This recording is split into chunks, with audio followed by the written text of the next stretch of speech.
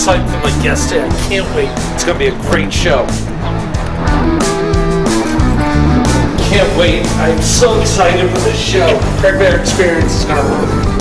Are you ready for the Craig Berry Experience on New Day Talk Radio, where every day's a new day?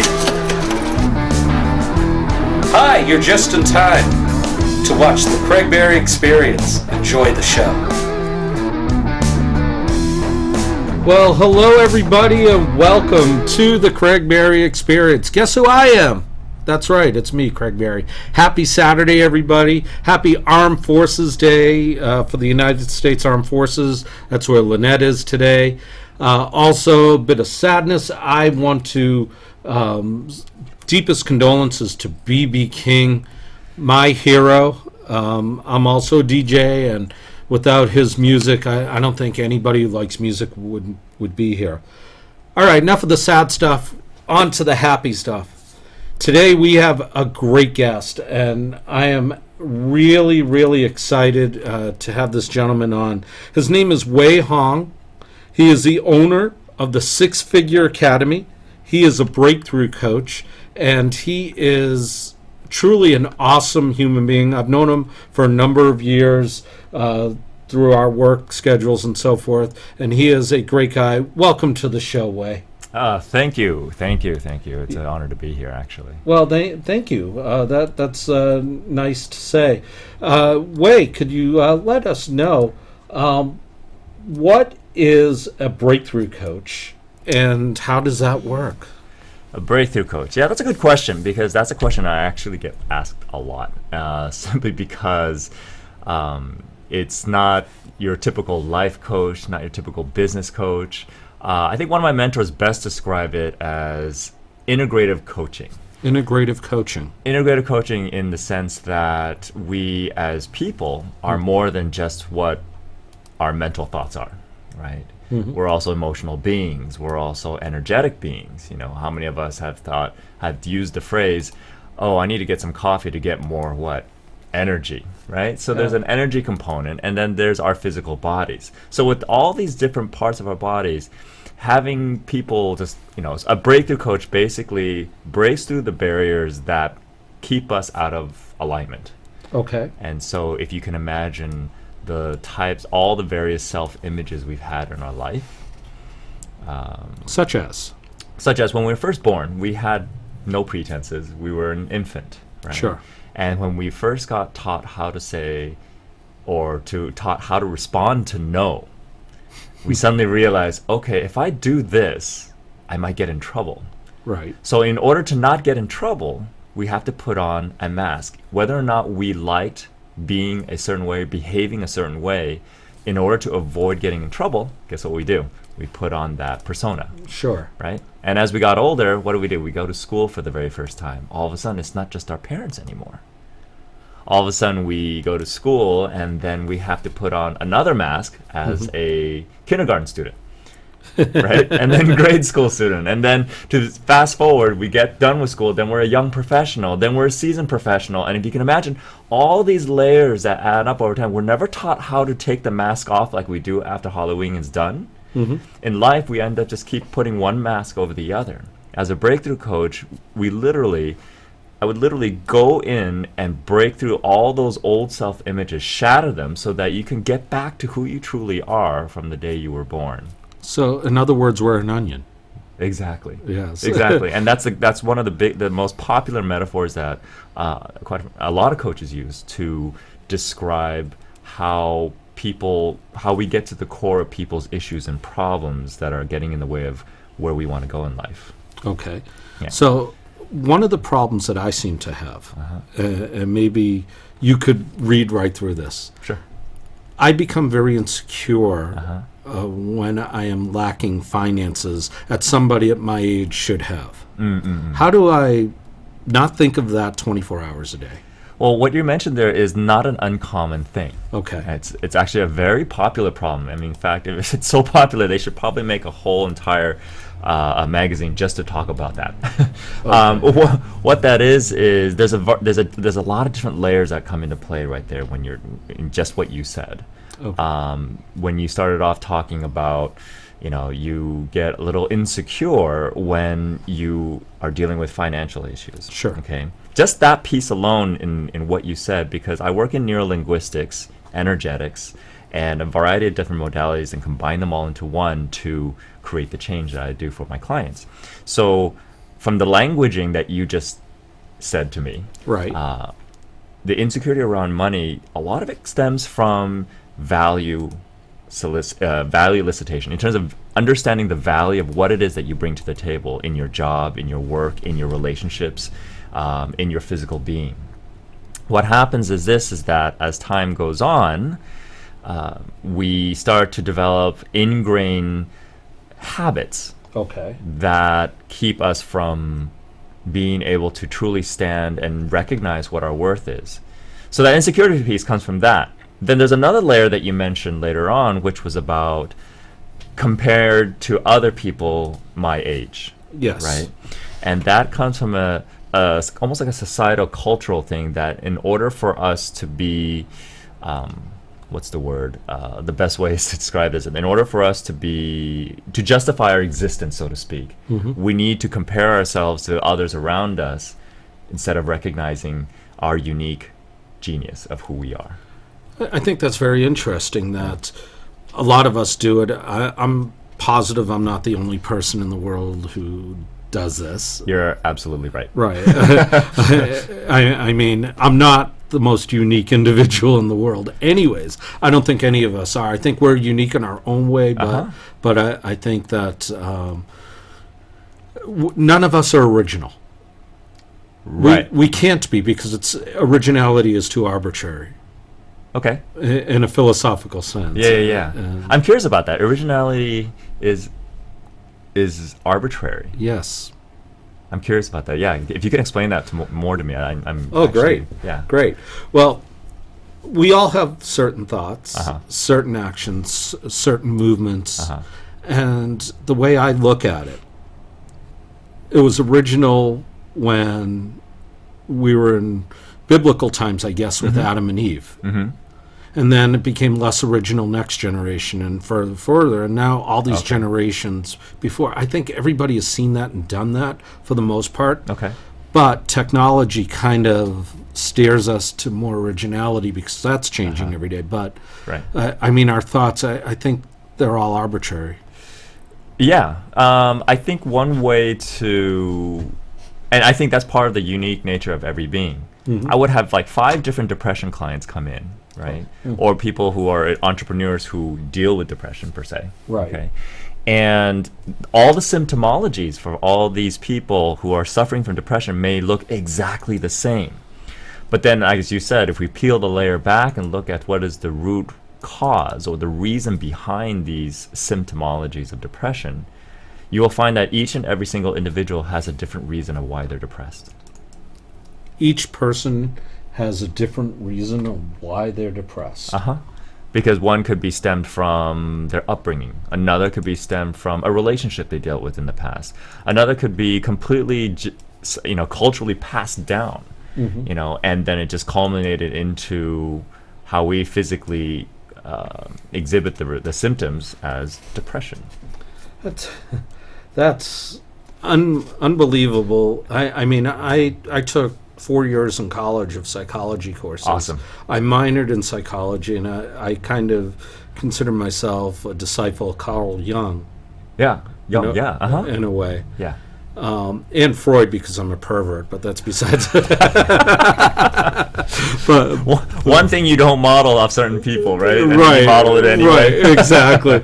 Again, and I have no filters, but that's. I appreciate that. Yeah. No problem. But you just summed up why I was a psych minor. In what, 20 words? How's that? Thank you.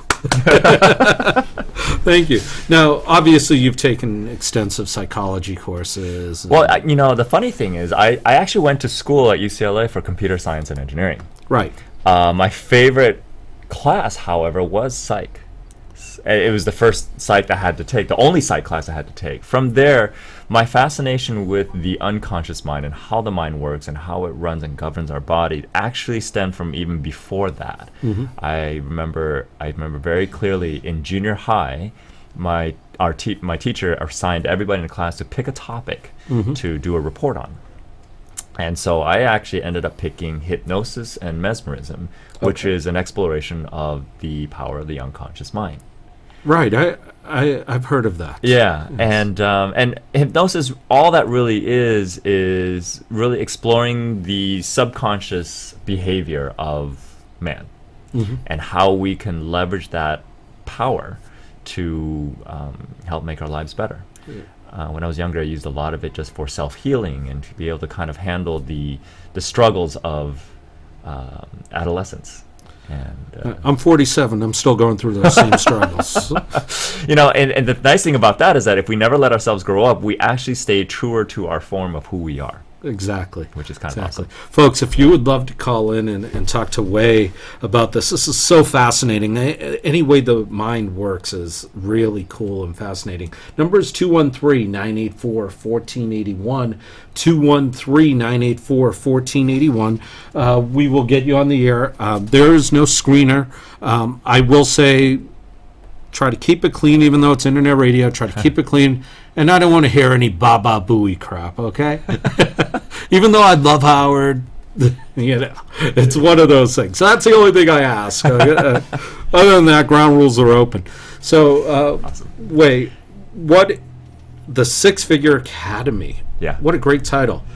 Yeah. Please explain. The Six Figure Academy. It's funny because it never fails. I go to a lot of networking events. You and I share a couple of platforms that we go to all the time, so we see each other on a regular basis. Right, and of course you know Amy. Yes, I know your wife. And the interesting thing is, it never fails that sooner or later somebody will say, "Well, six figure doesn't really ever get you anything in today's economy. You can't really live off six figures." I could. Yeah, right.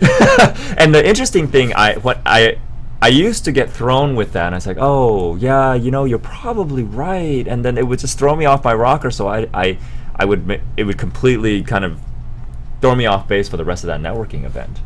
What I've come to realize is that one day I finally asked a question. I said, "I have a question for you," to the person that said that same phrase, that, "Oh, six figures doesn't really get you anything." And I asked them, "Are you making six figures now?" And they looked at me and they said, "Well, no."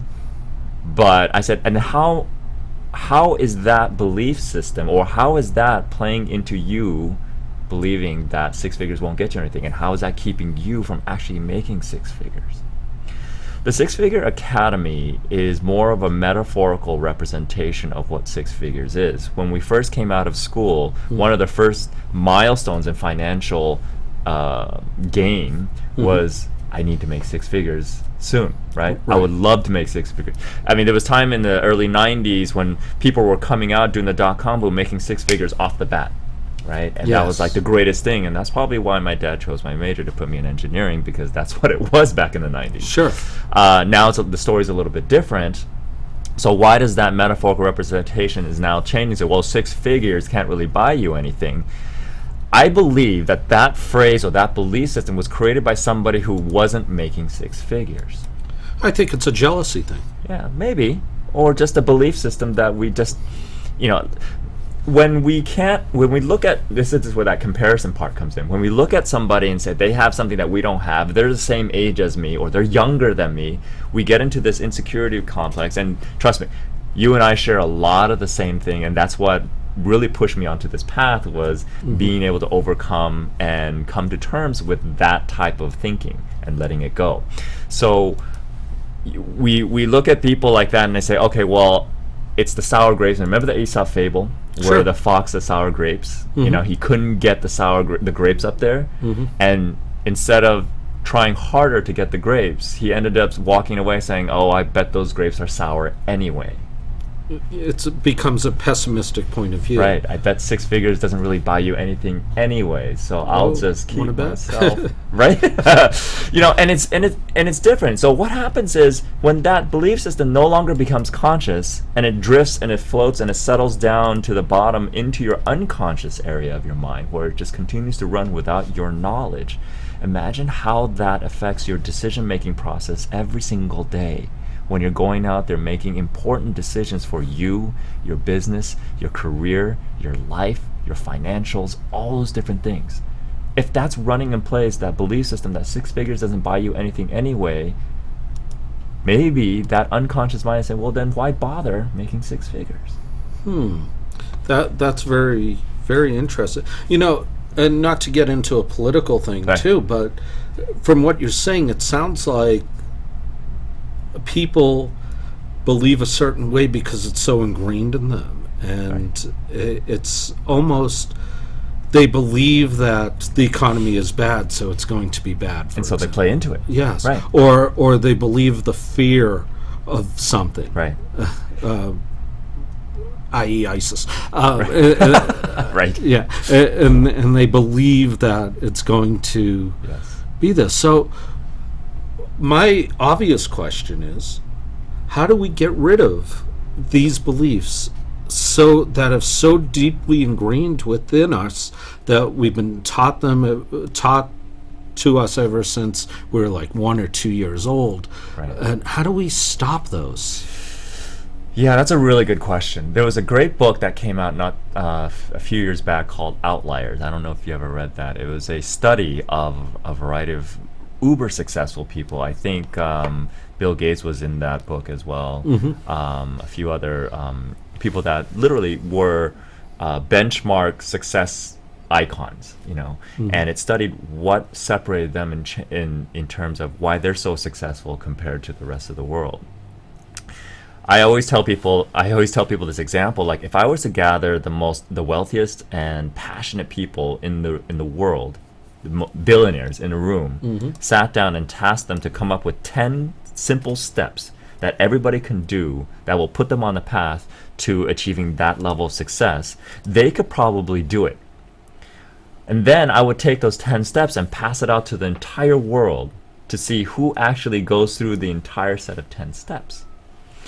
And the interesting thing is, because of our belief systems, our interpretations of the world around us and how we were raised and what we bought into, right, only maybe 1% of those people will probably get through all 10 steps. Some will get to 3 steps, some will get to 4, 5, or 6. Then there's that belief system that comes in. How we release that, it comes from, first of all, recognizing that and looking in the mirror and say, this is my issue. This is my problem. And taking ownership. Right. We live in a society that teaches us how to scapegoat every day. Yes. How to find someone to blame for our condition when really it was a decision that we made first to buy into. So if you think of a belief system, something you could buy from a store, at some point when you take it off the shelf, you still don't own it yet. You're still thinking about it. Right, till you actually pay for it, you don't own it. Right. And then you get to the checkout counter, you're still looking at it, then you finally buy it and you take it home, and you open it up and you said, okay, well, I bought this, I invested money into this, it is mine. You've all of a sudden, you've just bought into a new belief system. How cool is that? Yeah. And it's that simplistic. It's that simplistic. I mean, just like something that we buy from the store, we buy our beliefs in almost the exact same way. Thing is, because the complexity of the mind, it becomes unconscious after a while. Right. Because just like a new habit in the beginning, it's hard to put a new habit together because it's a conscious action to make a new habit. But once it's a habit, just like driving, you don't really think about, okay, now I want to put 10% pressure on the gas pedal. I want to turn the 80-20, holding position, right? Or no, the 10:30, 10 o'clock, 2 o'clock? Something like that. Yeah. Whatever it was. See, I've been driving for 30 years. Exactly. It's all unconscious now. We don't even know it anymore. But remember when we first learned how to drive, we were so conscious about how we had to do everything right. And in turn, we were very, very nervous and not relaxing ourselves to make sure it's done right. Yeah, it's like birth. It's not the most pleasant experience in the world. And when we finally get comfortable in that space, we don't want to go back and realize that in order for us to make that same change, we have to be willing to go back to that birthing stage again. Excellent. To let it go. Excellent. Yeah. You know, and that's easier said than done for me. I have a Jewish mother. Yeah. And I have a Chinese mom. Oh, there you go. Yeah. Sometimes you try to let it go, but I may be 47. I'm still my mother's baby. Right. Yes. Right. And that's a whole separate story in itself as Right. well. There's this whole thing that does your mom still tell you that, you know, you're still my baby. You will always be my baby. Oh my God, every single day. Right. And I love my mom. She's great, but Yeah. I've worked with some parents before, Yeah. and one of the biggest issues and problems behind why their problems persist is because their unwillingness to let go of impermanence. The fact that you're not a kid anymore forces her to go back in time to still refer to you as a child, and then that she, you know, parents then forget to be in the moment with their adult children to empower them to be able to continue to grow. Right. They are, in fact, almost in an indirect way, anchoring their children from growth by saying, oh, you will always be my baby. And emotionally for them, it shields them from seeing their children for the adults they truly are and what they blossomed into. and that's okay. That's okay to a certain extent. To a certain extent, until it becomes a problem. Right. Right? And that's what I always ask my clients. It's like, well, they're telling me, oh, I have this and this and this. I said, how is that a problem? And if it's not a problem, then if it ain't broke, we don't fix it. Well, see, that's a whole thing with anything psychological. Yeah. Sometimes it takes an objective bystander to point out a problem that you may or may not have or may or may not realize is a problem. Right. But if we're completely introspective about ourselves, Right. we can figure out that, hey, something is a problem. It may not be Right. a problem for others. Yeah. Give you another perfect example with me. Okay. Since I've been 3 years old, Uh-huh. I've had a fear of clowns. That's a popular fear. Yeah. I dislike them. I'm a little bit better now thanks to Amy. Uh-huh. She kind of held my hand when we went someplace and it was a clown. So Okay, so what happened specifically? I mean, I get into cold sweats. I get shaky. Wow. It's legitimate. so even if right now, if I was to talk about and describe a clown to you, would you start to feel... not talk about describe it so much. Okay. But if you had the clown makeup on, it's more the makeup Okay. than anything else. So right now, across the room, right in front of you, if there was a clown sitting... I right wouldn't be there. Yeah. I would be under this table right now. Okay. Yeah, it's something that I don't particularly like. Yeah. And it's all because I was on a TV show back in Massachusetts Okay. when I was a kid. I'm not going to name the show. It's popular. They had them all over the country. It's a 4-letter word. Okay. It has a couple of O's, a Z, and a B in it. Okay. All right. So You were actually on the studio. I was in the studio. Okay, good. And my recollection was I was 3 years old, being a 3-year-old, and loud, obnoxious, like many 3-year-olds are. 3-year-old boys? Yeah. Yes, yeah, and this particular clown during the commercial break yelled at me. Oh, he yelled at you. Yes, that's my recollection. Okay. All right, and sometimes memories are a little bit fuzzy, especially 44 years later. Right. But that's my recollection of it. Right. And I confronted this person who played that particular clown. Oh. Because we were both in TV, and Right. and he's a very nice man. Right. A very nice man. And I said, I hate to say this, but when I was 3 years old, I was on your show, and I remember you yelling at me. Yeah. And he told me it never happened. And that's all it takes. Right. That's all it took, because before that, were you afraid of clowns? No, you No. went on the show. You wanted to go on the show. I right? wanted to go on the show. Okay, so- I wanted to play with the seal. Yeah. But But ever since then, Yeah. that created that. See, that's really interesting. That's a great example of how instant a belief system or an emotional trauma can impact your life. Mm-hmm. Now, the nice thing about having a fear of clowns is that it doesn't necessarily become a full-time problem in your life. No.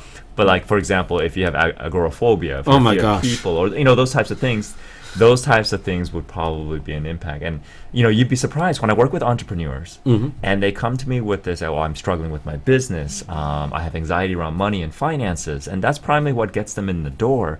You'd be surprised at what shows up after we start peeling the layers back. You get things like depression, you get things like PTSD, you get things like phobias that literally over time start to impact all areas of your life. Because if in your unconscious mind it says, well, if you fear some aspect of the clown and you see a particular aspect in something else that you do, for example, with a client or something. What if a client walks in with clown-like makeup? Right. But they just really bad at makeup, but it makes you think of a clown. Oh, it would drive me crazy. Right. By the way, we have a caller on the line. Perfect. Hi, Amy. Hey, hi guys, how you doing? Hey, Amy. Hey, Not a plant. You know what? Wei, I wanted to mention because besides knowing each other in in a marketing sense, you and I have worked together. And one of the things that you said to me that was really a turning point was your oxygen mask analogy. Could you kind of talk about that a little bit? Because that was really an eye opener for me. Right. So in linking, thank you for asking that question, Amy. So glad you called in, actually. Yeah, thank you. The oxygen mask phenomena is a analogy or a metaphor I like to use, especially when it comes down to when people are at a point where recognizing their own value becomes a bit of a challenge. And what I mean is, most of us have ridden a plane before, and we looked at the emergency thing for the to explain what happens if the oxygen mask comes down. The piece that I often bring attention to is like when they tell you how to handle that situation when the oxygen mask comes down, they say, who do you put the oxygen mask on first, right? Most parents, by default, if not told to, will say, oh, let's take care of the kids. Here's the problem with that is that if oxygen is being sucked out of the cabin like fast, if you start passing out while you're putting on oxygen masks on everybody else around you, what potentially could happen? You could die. Not only you, but if you're not seeing clearly and you're putting the oxygen mask on somebody's ear, on somebody's cheek, and you're putting it improperly, it's not just you that's going to be impacted. Here's the biggest problem when we're talking about people who are not willing to step up into the valley and take care of themselves first and their issues, is that you become not as effective in taking care of those that you love and care about in your life. By understanding that even in life, the oxygen mask phenomena is about putting the oxygen mask on yourself first so that you could be of fullest capacity to be able to take care of everybody else around you. That is the best approach. So entrepreneurs often forget to pay themselves first. They often forget to take care of themselves first. And when you're in that point where you're struggling and you're like wondering where your next, I have experience before, my next meal is coming from. I've been at a point where I was eating ramen noodles, and even ramen noodles, where's my next ramen noodle going to come from? Yeah, I can relate to that. When we get to that point, how effective can we be to really take care of people that we get? Especially if you're in our service industry. Me being a coach, I need to be fully present for my clients, but if all my head is wrapped around when am I going to get my next meal? How am I going to pay for this? How effective am I going to be taking care of somebody else's life? And I agree with you. Now, Amy, let me ask you this. Yes. All right. Do I or do I not often say that to you as well when you get into your quote-unquote hamster mode? Well, you do say it to me, but you said something earlier on the show that that kind of addresses that point. You said sometimes it takes an outside person who's not so close to you. Wow, you actually listened to me. Yeah. And so that's exactly what it was. When you said it, I do listen to you, but when you said it, you couched it from the standpoint of a loving husband. When Wei said it, he couched it from the standpoint of a coach. And coming from Wei, not to say that it was better or worse than what you said, it just sunk in more than when you said it. And ever since I've been working with Wei, I've been able to catch myself when I go back into those, put the oxygen mask on someone else's, someone else first. I can now catch it. And so I say, oh gosh, I'm doing it again.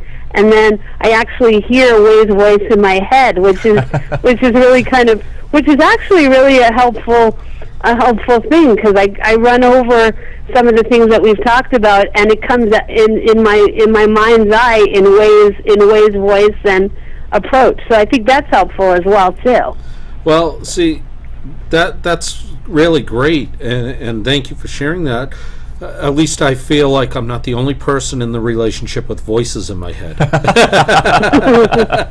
But you have a helpful voice. I have the voice. Well, never mind. Amy, I really appreciate what you shared just right there in terms of hearing the same thing from different people. I mean, it's the same reason why a lot of people read different books that say the same things over and over again. Oh, you mean every sales manual that's ever been written? Oh. Exactly. Oh. Because there's going to be one book that's going to resonate with you more than any other book, even though it's saying the same thing. The Secret. Right? The Secret. Exactly. And so if there's one book for you, for example, for you, if it's it's The Secret. I mean, for example, I've read the book Think and Grow Rich so many times. Mm-hmm. And then it wasn't until I read a different version of that, I forgot which book I was like, Message of a Master. There's also another book, A Powerful Engagement by Jim Rohn, which is a phenomenal book, a game changer for many people that I recommend that too. It wasn't until I read those books, which were deviations from the original scriptures, if you will, I want to call it, of Think and Grow Rich by Napoleon Hill, that it finally hit what the concepts that Napoleon Hill was talking about in terms of creating prosperity, abundance, and wealth in your life. And I think people are the same way. You're right also when there's an emotional bond that's deeper than what I would share with Amy and what you share with Amy. Sure. It tends to get a little bit foggier when concepts of, because it's called role playing, right? Right. So if she's looking at you as a loving husband and you're giving her messages as a coach would, the roles are a mismatch. Okay. And that's all that is. It's not because what you're telling is not saying to her is not of value or anything. She's looking at you as a loving husband versus a teacher or a guide or a mentor. And that brings me to my next question. Yeah. How does one switch those roles to be more effective? It's actually quite simple, especially for people who work together. Mm-hmm. I've worked with couples who are married and they run their own business together. Mm-hmm. And sometimes when they have conversations, they get into arguments, not because they have the intention of fighting, it's because there's an unclear role playing that's going on. The wife is now talking to the husband, but the husband is still holding on to the mask of the business person. And it's as simple as asking the question, who am I talking to right now? Am I talking to Barry, the mentor or the talk show host, or am I talking to Barry, my husband? Mm-hmm. Right? Yeah. And same thing is when you're asking, when you're talking to Amy, you say, am I talking to Amy, my wife, or am I talking to Amy, the entrepreneur right now? It's as simple as that. Just so many relationships can actually be saved simply by identifying what role the other person is in that moment. Right. Now, Amy, let me ask you this last question before we have to let you go. Sure. All right. Do you think that when I ask you something about I care for your loved one, that it is in a role of a loving husband, a person who wants to learn more about your business, or someone who's talking to an entrepreneur? Well, it depends on the atmosphere of the conversation. If we're at home and we're talking about personal things, and then all of a sudden you bring in, well, with I care for your loved one, I think you should market this way. I'm just using that as an example. Mm-hmm. It feels like, well, now here's my husband talking to me, and it feels like the husband role. But like, let's say we're in a marketing, we're in a marketing event, and you say to me, hey, there's a person there's a person over there that I think you should talk to.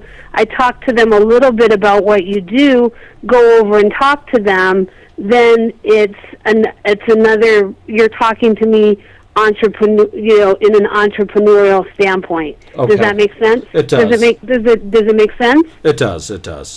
It does. Amy, do you have any more questions for Wei? It's not a question, Wei. It's actually a comment. The process that you gave me about, getting more clientele, that three-step process that you gave me, I've been using it and it's been working. So awesome. My point of saying that is the fact that you said it really is, you can give somebody the tools or the steps, but it really is a matter of them taking the action. Right. Because if we don't take the action, it isn't going to happen. So not only do you give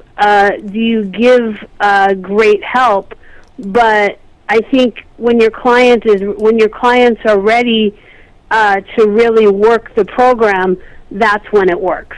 So I'm starting to wake up now. I'm starting the beginning of the birth, as you put it. Beautiful. So, so just want you to know I haven't had a chance to share that with you, but I think it's great to be able to share it with you on the air as well. So. Thank you so much. All right, Amy, thank you for calling. I appreciate it, and I will see you later on.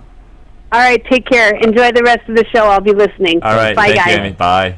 Wow, that was pretty awesome. That was great. That was an awesome call. Speaking of Amy's business, we're going to take a real quick break, and we'll be right back, okay?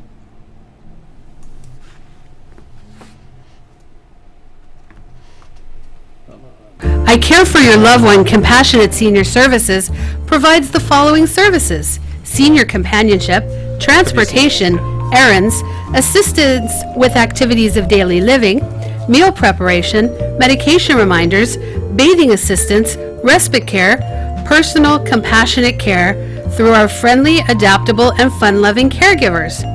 Through our compassionate care, we are able to help our clients feel like they have all the comforts of home, whether they live at home or are in an assisted living situation. We treat our clients like they're our own family. If you're searching for truly compassionate care, please call area code 310-489-9111. Again, that phone number is area code 310-489-9111. You may also visit us on the web at www.icareforyourlovedone.com. I Care for Your Loved One Compassionate Senior Service, we put the compassion back in caregiving while making the process of aging a little less scary. All right, and we are back. Wow, so far this show has flown. We have 10 minutes left, Wei. Oh, wow. Yeah. We are here with Wei Houng, the owner of the Six Figure Academy and a breakthrough coach. And I'll tell you, I am honored to have you as a guest on our show. Thank you. This has been so wonderful. So, Wei, let the audience know how they can get in touch with you. That will be very helpful. Yeah, there's actually a variety of ways to engage with us at the Six Figure Academy. We actually have a podcast series that goes out. There's a couple episodes that go out every week. Okay. How can they get onto and that? They can go to iTunes. Okay. And they can look for Six Figure Bites, BYTES. Okay. And I decided to create this podcast as a way to create bite-sized pieces so it's not overwhelming. Because if you can imagine, some of the concepts that I talk about can completely paralyze somebody into their thinking, because it just blows the paradigm of how success is truly created in our lives. Right. So I just do it in bite-sized pieces, anywhere from 6 to 12 minutes or something like that. Nice. And we're also on Facebook. But I think what I want to do for your audience here, for anybody who hears this, is that if they do want to get more information, they are more than welcome to reach out to me, and I'll give them a free 30-minute six-figure strategy session. Great. Can they reach you at your website? Yeah, they can reach me at the website. That's the number 6figureacademy.com, and or they can call me. I think you have the number right there, right? Yeah, I do. Gee, how does that work? That's magic. But that's the number right there. What is it? 888-848-0289. And if it extension 701, it goes to me directly. Yes, as I found out. It works out very well. Yeah. I think that we are lucky to have somebody like you, because as a society, we're always caught up in everything but nothing at all. Yeah, much ado about nothing. Yes, we are completely Shakespearean actors in a comedy of Shakespeare that turns out to be a tragedy. Right. Yes. So. Yeah. No, I agree. And one of my biggest long-term visions, because I always encourage my entrepreneur clients to have both a vision and a mission. Your mission is your day-to-day kind of motivational piece, your commitment is why you run your business. But the vision is your long-term play, why you wake up every single day. And my biggest vision is to be able to inspire evolutionary change in humanity by increasing self-awareness and drawing out the essence of who they are and their unique genius from the inside out.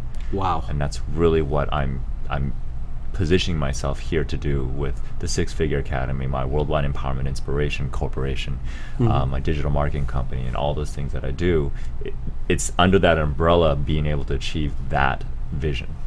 It's unbelievable how somebody can achieve it. And I've said this to Amy, and I have said this to every human being I've ever come across. There's one word in the English vocabulary I must lose, and everybody must lose.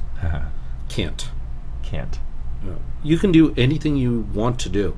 You may not want to do something. For example, I don't want to be a doctor.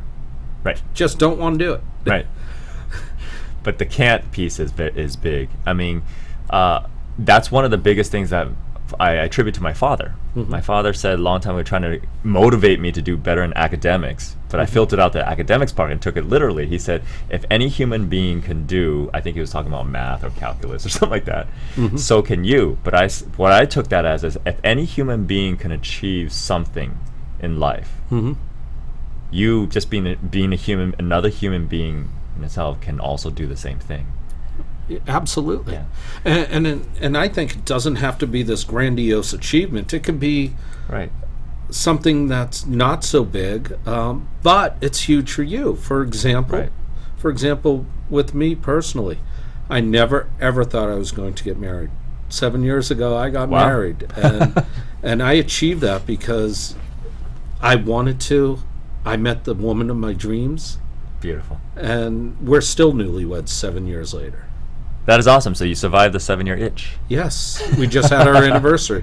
Had a nice car accident on it, but hey. It's a beginning of the new. Something. Yeah. When things like that happen, we often should take a moment to take a step back and ask, okay, what is this a sign or a indication for you to do? When we wake up every single day, we have a choice in how we ask our questions, right? Exactly. It's like questions, and the answer that we find, because we always ask questions that we don't know the answer to. Well, we have to, right? Like the ones like, why is my life like this? Why is my life so bad? Right. The question you have to ask yourself is, if you finally get an answer to that, will it push you forward, or will it continue to hold you back? Could you repeat that one more time? I want to get that. Okay. I did a podcast recently about why problems persist and exist. And one of the reasons why is because we are asking ourselves the wrong questions on a day-to-day basis. A lot of times people ask, why me? Remember Mad Magazine? Oh, why me, right? Yeah. But that was like a pessimistic approach or a view on life, or kind of satirical look on life, which is, why are these problems happening to me? That's a great question. Now, the question I have for you is, if someone gives you the answer why this is happening, is that answer going to be poised to push you forward in life, or is it going to continue to justify you having these problems? Wow. Right? Wow. I'm going to answer it this way. Do you want to push forward in life, or do you want to justify the same problems that you've had. Right. That's what it's all about. Right. So one of the easiest questions that you can ask when you first wake up in the morning is ask yourself this, that you don't have to have the answer to. How can I make today the best day ever? How can I make today the greatest day ever in my life? And 95% of the time I do. And I think the past week has been really weird on me. I'm never a depressed person, or hardly ever. And this whole week, I don't know what it was. I've been bluer than blue. Oh, God, a bad song. Blue on blue? Yeah. No, I've just been, I don't know, I've been feeling sorry for myself, and I hate that feeling. Well, we are human. Really? Yeah. I'm a Wookiee. I'm a Wookiee. Oh, okay. Well, most humans are subject to emotional cycles. Okay, and that's normal. What we make the mistake of doing is that when we do, what makes a problem or depression or depressive state persist is when we continue to beat ourselves up for having it. Okay. When we stop and we embrace ourselves for being human and loving ourselves for being able to have this wide spectrum of emotional response, that's when we're able to break the cycle and start to grow as a human being and say, hey, that's okay. That's a problem that I have, and that's a deeper problem that I have for myself. I do not know how to give myself a break. I know this. Yeah. It's completely conscious of me. And I've been putting myself through this, and I know why. I try to compare myself to others, which isn't fair to myself or the other people. But we had to learn that somewhere. Oh, yeah. And when we get to the core of where we learned it, and we're able to release the emotional piece that was attached to it when we were younger, we can actually let that go. See, problems don't exist for logical reasons.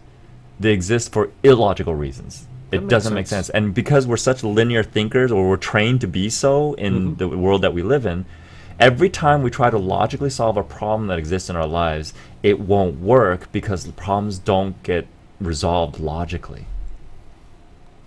So how do we resolve these problems thinking in a logical The best way to describe it is the example that I use about 1 + 1 = what? 2. 2. Problem solved. No longer a problem. Right. Correct? Correct.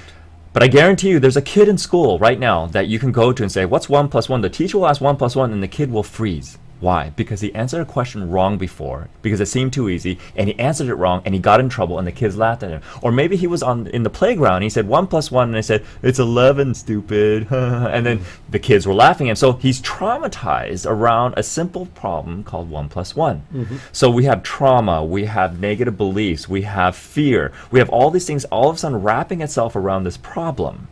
Then the unconscious mind steps in and says, we need to protect you. You're better off not answering this question because the teacher will just then skip you and ask somebody else, and that's okay. You can go to the back of the room now. So what happens then, the kid says, this is cool, I didn't get into trouble, but that 1 + 1 never gets solved and now becomes a strategy. Now it becomes a problem. Now it becomes pi to the cube power or something. Right, and everything just gets piled into that. Yes. So what was 1 + 1 back then is now maybe my relationship, and now maybe at doing my financials for my business. And that just continues to compound over the years of our life.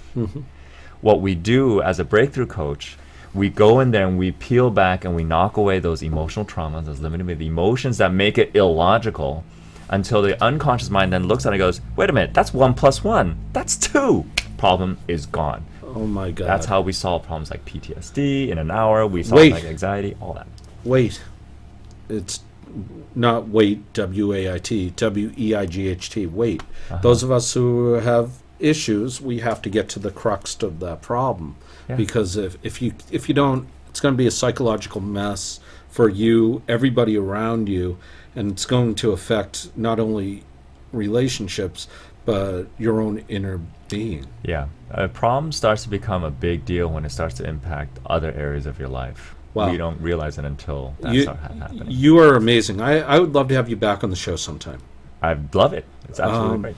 This has been the best 50 minutes of my life. I'll tell you. I'll tell you because, like Oprah has an aha moment. Right. I had an aha moment when you were talking, and Well, I appreciate that. and I think that we all have to kind of be introspective a little bit more. We're afraid. I know our people are afraid of everything. It's kind of annoying. I want to thank my guests, Wei Houng. Thank you so much for being here, Wei. Oh, thank you for having me. Yeah, I would like you to watch us again next week. Next week we're going to have Mark. I can't remember his last name. Mark Gold. Mark Gold. Mark Gold. He is a videographer. He's going to talk about seniors' living history. That's going to be awesome.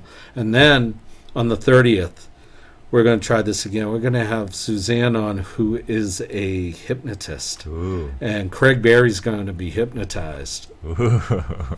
Oh, God. Oh, God. Should be fun. Yeah, it should be fun. Well, I am out of here. We'll see you next week. Thank you for watching and listening. You can watch us on demand forever and ever.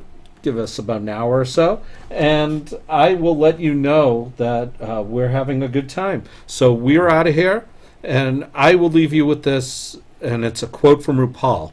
Okay, I love RuPaul. He is awesome. If you can't love yourself, then how the hell are you going to love somebody else? Can I get an amen up in here? Amen. All right. So we are out, and we'll see you next week.